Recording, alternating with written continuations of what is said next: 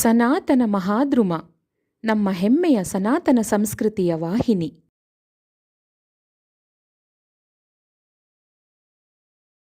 ಅಮ್ಮ, ಒಂದು ಕತೆ ಹೇಳಮ್ಮ.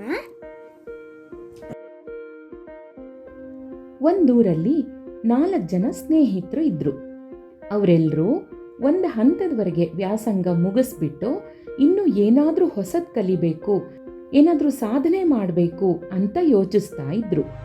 ಒಂದ್ಸಲ ಅವರೆಲ್ಲರೂ ಒಟ್ಟಿಗೆ ಇದ್ದಾಗ ಒಬ್ಬ ಹೇಳ್ದ, ನಾವು ಇಲ್ಲೇ ಇದ್ರೆ ಏನೂ ಸಾಧನೆ ಮಾಡೋಕ್ಕಾಗಲ್ಲ, ಒಳ್ಳೆ ಗುರುನ ಹುಡುಕೊಂಡು ಬೇರೆ ಊರಿಗೆ ಹೋಗೋಣ, ಏನಾದರೂ ಹೊಸದು ಕಲ್ತು ಬರೋಣ, 1 ವರ್ಷ ಆದಮೇಲೆ ಮತ್ತೆ ಎಲ್ಲರೂ ಇಲ್ಲೇ ಸಿಗೋಣ, ಆಗ ನಾವು ಏನೇನು ಕಲ್ತಿದ್ದೀವಿ ಅಂತ ಎಲ್ಲರೂ ಹೇಳೋಣ ಅಂತ ಹೇಳ್ದ.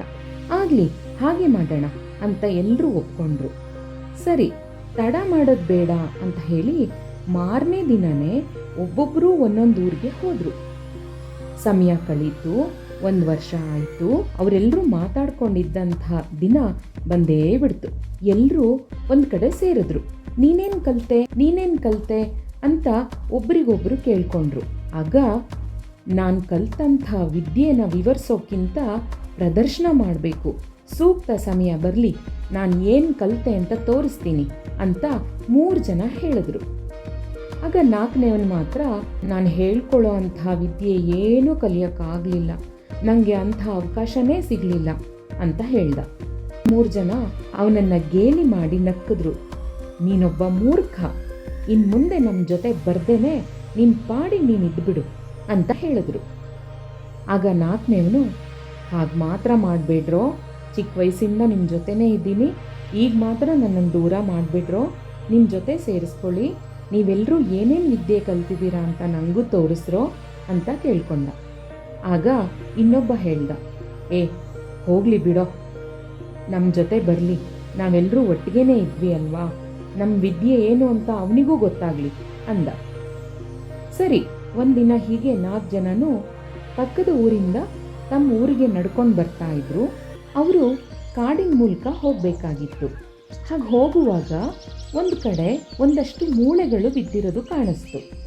ಮೊದಲನೇವನು ಹೇಳ್ದ, ಈಗ ನನ್ನ ವಿದ್ಯೆ ಉಪಯೋಗಕ್ಕೆ ಬಂತು, ಈ ಮೂಳೆಗಳು ಯಾವ ಪ್ರಾಣಿದು ಅಂತ ನಾನು ಗುರುತಿಸ್ತೀನಿ ಅಂತ ಹೇಳಿ, ಇವುಗಳು ಸಿಂಹದ ಮೂಳೆಗಳು ಅಂತ ಹೇಳ್ದ.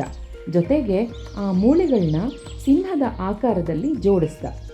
ಆಗ 2ನೇವನು, ಈಗ ನಾನು ಕಲ್ತಿರೋ ವಿದ್ಯೆ ಏನು ಅಂತ ನಿಮಗೆಲ್ಲ ತೋರಿಸ್ತೀನಿ ಅಂತ ಹೇಳಿ ಏನೇನೋ ಮಂತ್ರಗಳನ್ನೆಲ್ಲ ಹೇಳಿಬಿಟ್ಟು ಆ ಮೂಳೆಗಳಿಗೆ ರಕ್ತ ಮಾಂಸ ಎಲ್ಲ ಸೇರಿಸಿ ನಿಜವಾದ ಸಿಂಹನೇ ಮಲಗಿದೆಯೇನೋ ಅನ್ನೋ ಹಾಗೆ ಮಾಡ್ದ. ಆಗ 3ನೇವನು ಹೇಳ್ದ, ನೀವಿಬ್ಬರೂ ಕಲಿತ ವಿದ್ಯೆಗೆ ಮೀರಿದಂತಹ ವಿದ್ಯೆ ನಮ್ಮದು, ಈಗ ನೋಡಿ ಆ ಸಿಂಹಕ್ಕೆ ಜೀವ ಕೊಡ್ತೀನಿ ಅಂತ ಹೇಳ್ದ. ಆಗ 4ನೇವನು, ಅಯ್ಯಯ್ಯೋ, ದಯವಿಟ್ಟು ಬೇಡ ಕಣೋ, ನಿನಗೆ ಆ ವಿದ್ಯೆ ಗೊತ್ತಿದೆ ಅಂತ ನಂಬ್ತೀನಿ, ಆದರೆ ಆ ಸಿಂಹನ ಮಾತ್ರ ಬದುಕಿಸ್ಬೇಡಪ್ಪ ಅಂತ ಹೇಳ್ದ.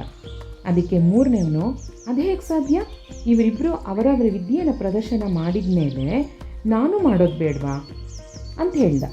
ಅದಕ್ಕೆ 4ನೇವನು ಹೇಳ್ದ, ಸರಿ 1 ನಿಮಿಷ ಇರು, ನಾನು ಆ ಮರ ಹತ್ಬಿಡ್ತೀನಿ, ಆಮೇಲೆ ನಿನ್ನ ವಿದ್ಯೆ ಪ್ರದರ್ಶನ ಮಾಡು ಅಂತ ಹೇಳಿ ಒಂದು ಮರದ ಮೇಲೆ ಹೋಗಿ ಕೂತ್ಕೊಂಡ. ಆಗ ಮೊದಲಿಬ್ರು, ಅಯ್ಯೋ ಏನು ಪುಟ್ಲನೋ ನೀನು, ಯಾವ ವಿದ್ಯೆನೂ ಕಲೀಲಿಲ್ಲ, ಹೋಗಲಿ ಧೈರ್ಯನೂ ಇಲ್ವಲ್ಲ ನಿನಗೆ ಅಂತ ಹೇಳಿ ಗೇಲಿ ಮಾಡಿದ್ರು. ಜೊತೆಗೆ 3ನೇವನಿಗೆ ಹೇಳಿದ್ರು, ನೀನು ಮುಂದುವರ್ಸೋ ಅಂತ. ಆಗ 3ನೇವನು ತನ್ನ ಮಂತ್ರಬಲದಿಂದ ಸಿಂಹಕ್ಕೆ ಜೀವ ಬರೋ ಹಾಗೆ ಮಾಡ್ದ. ಸಿಂಹಕ್ಕೆ ಜೀವ ಬಂದಿದ್ದು ನೋಡಿ 3 ಜನನೂ ಖುಷಿಪಟ್ಟರು. ಆದರೆ ಆ ಸಿಂಹಕ್ಕೆ ಹಸುವಾಗಿದ್ದರಿಂದ ಆ 3 ಜನರ ಮೇಲೂ ಎಗರಿ ಎಲ್ಲರನ್ನು ಸಾಯಿಸಿ ತಿಂದುಬಿಡ್ತು. ಮರದ ಮೇಲೆ ಕೂತಿದ್ದಂಥ 4ನೇವನು ಇದನ್ನೆಲ್ಲ ನೋಡಿ ಆ ಸಿಂಹ ದೂರ ಹೋದ್ಮೇಲೆ ಇಳಿದು ಬಂದು ಸುರಕ್ಷಿತವಾಗಿ ತನ್ನ ಮನೆ ಸೇರಿಕೊಂಡ. ಈ ಕಥೆ ನೀತಿ ಏನಪ್ಪ ಅಂದರೆ, ನಾವು ಕಲಿತಂಥ ವಿದ್ಯೆನ ಒಳ್ಳೆಯ ಸಂದರ್ಭಗಳಿಗೆ, ಒಳ್ಳೆಯ ಕೆಲಸಗಳಿಗೆ ಮಾತ್ರ ಉಪಯೋಗಿಸ್ಬೇಕು ಮತ್ತು ಯಾರ ಮಾತನ್ನೂ ಕೂಡ ಉಪೇಕ್ಷೆ ಮಾಡದೇನೆ ತಾಳ್ಮೆಯಿಂದ ಕೇಳಿಸ್ಕೋಬೇಕು, ಯೋಚನೆ ಮಾಡಿ ಸರಿಯಾದ ನಿರ್ಧಾರ ತಗೋಬೇಕು. ಧನ್ಯವಾದಗಳು. ಹೆಚ್ಚಿನ ವಿಡಿಯೋ ಅಪ್ಡೇಟ್ಗಳಿಗಾಗಿ ನಮ್ಮ ಚಾನಲ್ಗೆ ಸಬ್ಸ್ಕ್ರೈಬ್ ಆಗಿ.